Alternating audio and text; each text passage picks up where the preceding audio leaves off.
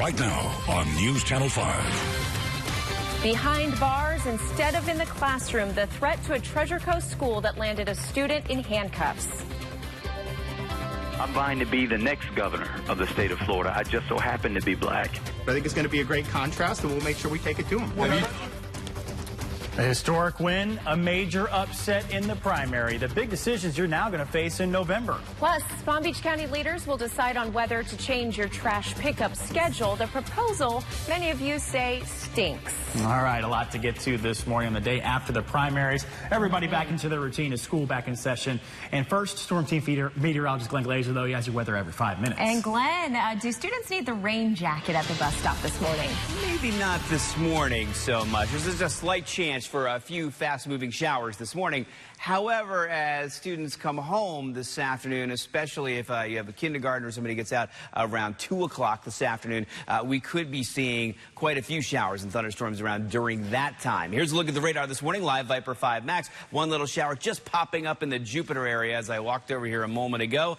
We've got a couple showers that have dissipated down near Boca, and we have a little cluster of showers over here way off to the southeast that could be moving up into Palm Beach Gardens by the time we get to around 7:54 or so. You can see right here that little shower just popping up over the past few minutes. We've got temperatures that are all over the place this morning. We've got 80s from Riviera Beach to West Palm to Lake Worth to Boca. We've got 81 in Stewart, but we've got 70s in Port St. Lucie and Fort Pierce, mid-70s there, low 70s around the northern parts of the lake. Hour by hour, everybody's going to kind of catch up with each other. By 9 to 10 o'clock, we'll all be in the low to mid-80s this morning. And that's right around when our rain chances will pick up, around 10 o'clock today. We'll have your city-by-city forecast coming up in 5 minutes. Good morning, Holly. Hey, good morning. If you feel like you're all over the place this morning, no need to rush out. We don't have any major jams out there, but of course, it's still pretty early. North Lake, that was in view right there, eastbound, westbound, near I-95. We are accident-free. Real quickly, let's visit our friends in the Treasure Coast. I-95 looking good near Indrio Road. Hey, Johan, good morning. Hey, good morning, Holly. How's everyone doing? Hopefully good. We're traveling in the Boynton Beach area, 95, looking into Delray Beach. That's Boynton Beach Boulevard and Woolbright. Let me zoom in here just between Woolbright and Atlantic, and you can see that steady north and southbound flow through the Atlantic into Boca Raton, but not too bad.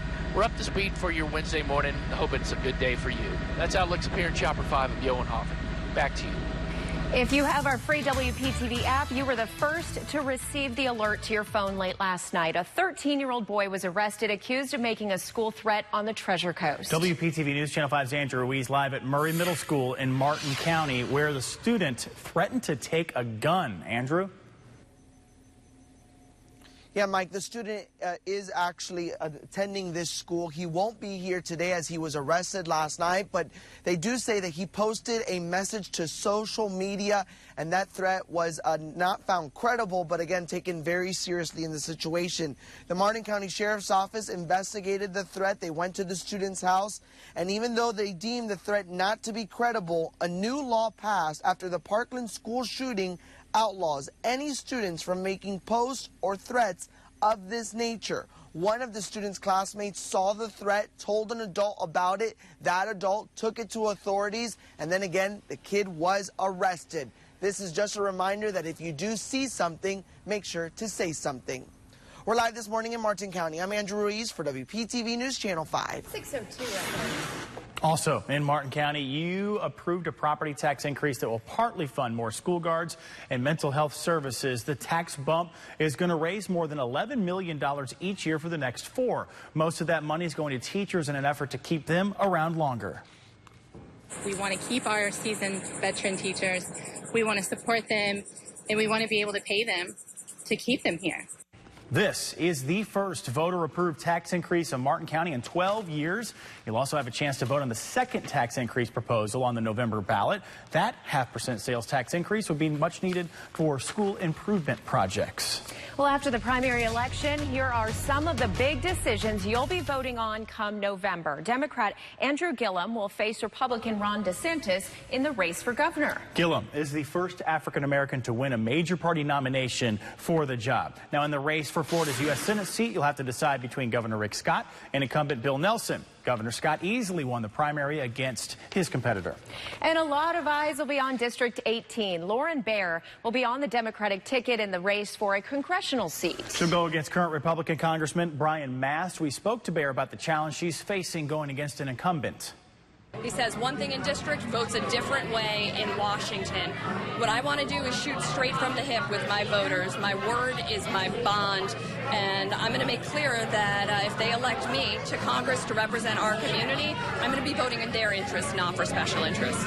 Meanwhile, at his victory party in Stewart, Congressman Mast told supporters that he is committed to putting up a fight in November. It's an honor to represent you in Washington. I fight for our water. I fight for our veterans. And above all, I fight to make sure that every single day that each and every one of us wake up as Americans.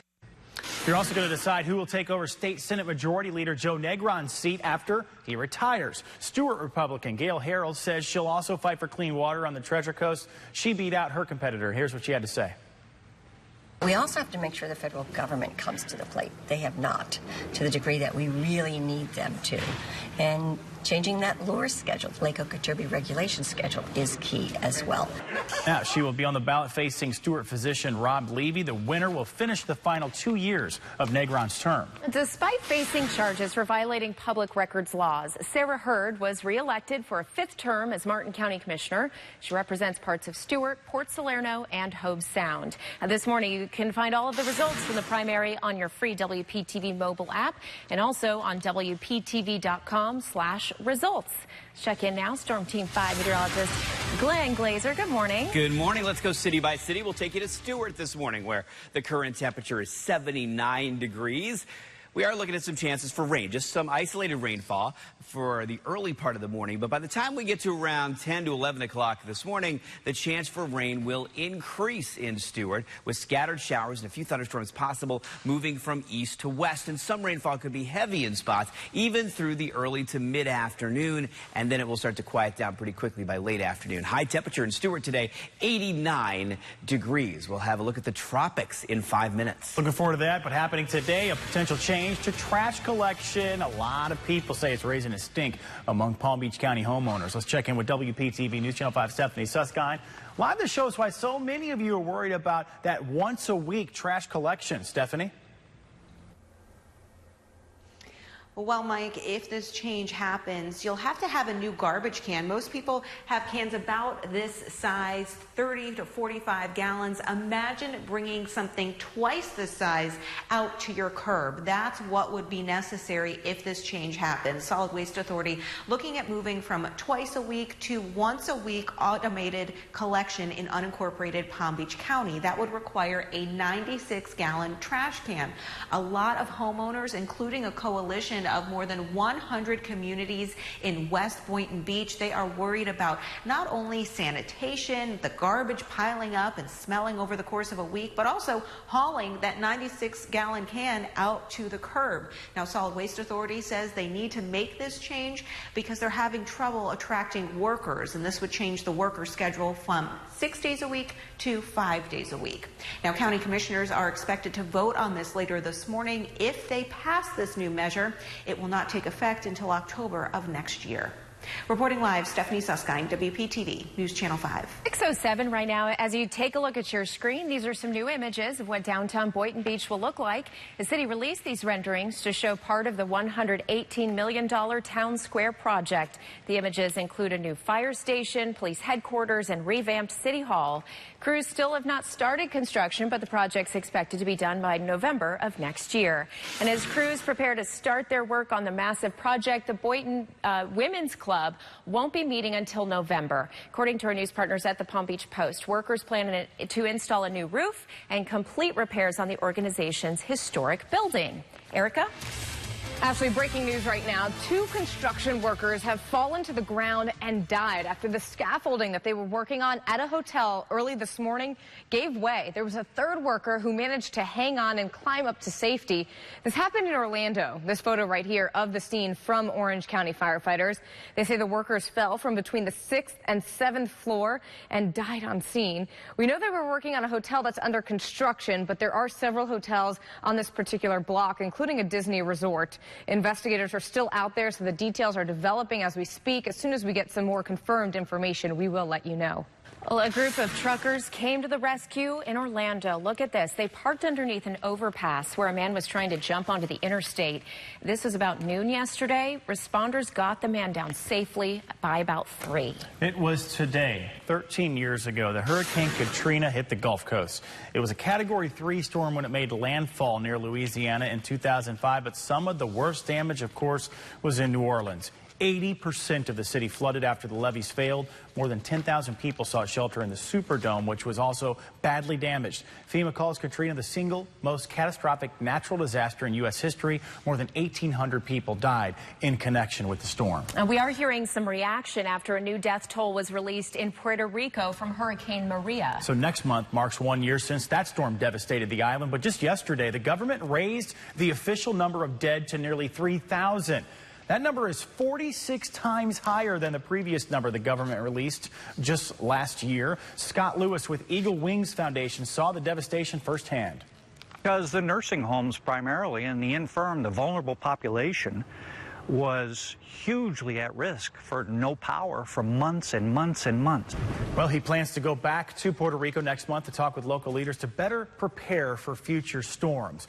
A perfect segue into Glenn tracking the tropics. Nothing major out there, but there are some things you're keeping an eye on. Yeah, we're watching 2 things, actually. One that has been circled and the other that hasn't yet. We're watching a tropical wave that's going to work its way off the African coast tomorrow into Friday. It looks like it will immediately develop into possibly a named storm, but then make a nice turn up into the middle of the ocean and not bother anybody. Right now it's got a 30% chance for development. There's also a tropical wave way down here by the Lesser Antilles that's going to make its way up into the Bahamas by the end of the holiday weekend, around Monday or Tuesday. That could actually develop a little bit and enhance our chances for rain by the end of Monday and into Tuesday of next week. And we're going to talk about that later this half hour. I've got your hour-by-hour forecast in 5 minutes.